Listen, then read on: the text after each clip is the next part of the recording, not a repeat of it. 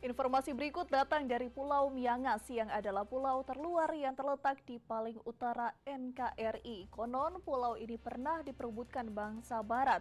Kali ini kita akan menelusuri jejak perjuangan para leluhur Pulau Miangas melawan kolonial dan berikut liputannya. Pulau Miangas merupakan salah satu pulau terluar di Indonesia yang terletak paling utara yang berbatasan langsung dengan negara tetangga Filipina yang memiliki sejarah yang cukup panjang, di mana Pulau Miangas sempat diperebutkan negara Barat kala itu. Salah satu bukti sejarah perebutan Pulau Miangas dari tangan penjajah kala itu adalah adanya 4 meriam kuno yang ada di Bukit Keramat.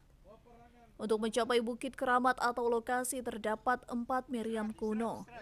Pengunjung harus menaiki ratusan anak tangga. Tak hanya itu saja, untuk menuju lokasi 4 meriam kuno setiap pengunjung wajib mendapatkan izin atau restu dari Mangkubumi atau pentua adat setempat. Adapun 4 meriam kuno tersebut yang oleh warga sekitar menyebutnya Lantaah, yang artinya sebagai simbol perdamaian. Di lokasi inilah para leluhur berhasil mempertahankan Pulau Miangas dari tangan kolonial kala itu. Ini adalah tempat bersejarah yang dinamakan terakhir adalah Benteng Ota.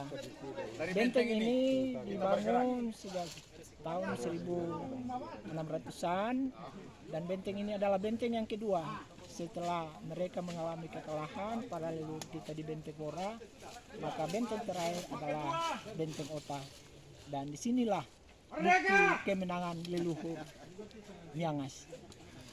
Kini beberapa lokasi bersejarah yang ada di Pulau Miangas tersebut terus dijaga sebagai bukti sejarah perjuangan para leluhur yang ada di Pulau Miangas.